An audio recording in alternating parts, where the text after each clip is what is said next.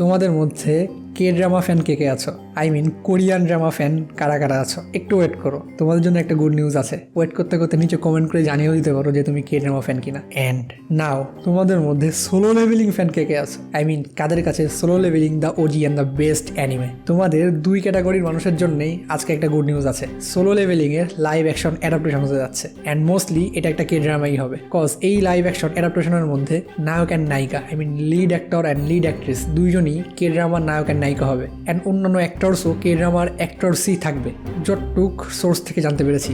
এখন যারা কে drama fan আছো বাট সোলো লেভেলিং কী জিনিস তারা জানো না, সোলো লেভেলিং মেইনলি হলো একটা মানহুয়া। এখন মানহুয়া কী জিনিস? মানহুয়া হচ্ছে কোরিয়ান কমিক্স, ঠিক আছে, and which is very very very popular.